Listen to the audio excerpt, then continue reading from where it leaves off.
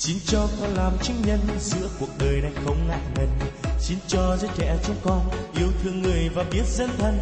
Niềm vui sẽ đến bên ta, giới trẻ nghĩa ai thiết tha, đem tin mừng đến muôn nơi, tạm dòng danh nước trời.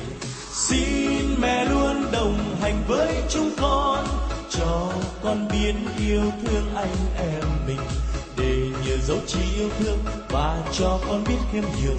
Giới trẻ nghĩa ai xin nêu gương, đem tin mừng và đi về nơi họ chưa biết, để hiệp nhân yêu thương làm chứng nhân.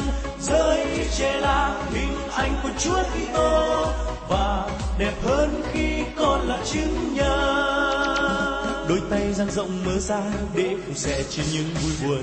Xin cho đói nghèo khổ đau hay bất công được đẩy lùi xa.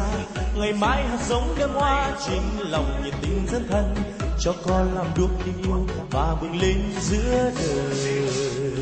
Xin mẹ luôn đồng hành với chúng con, cho con biết yêu thương anh em mình, để nhờ dấu chỉ yêu thương và cho con biết khiêm nhường.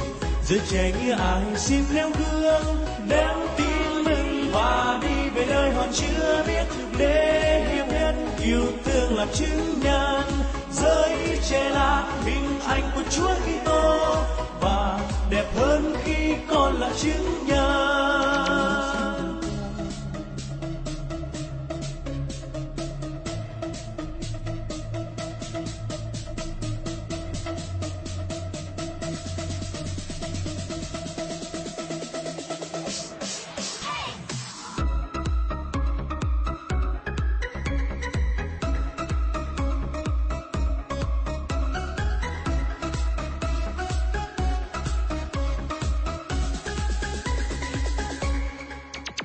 Xin cho con làm chứng nhân giữa cuộc đời này không ngại ngần.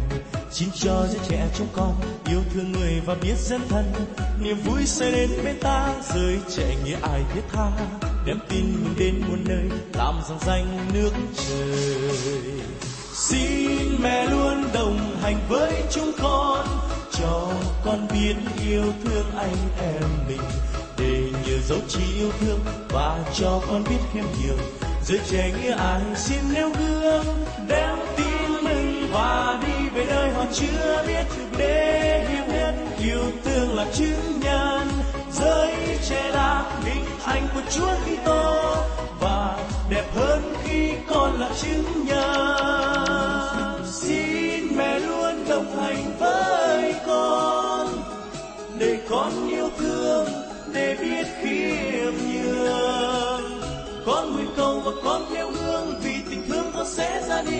Con nguyện cầu cho ai đau thương và những ai đang cần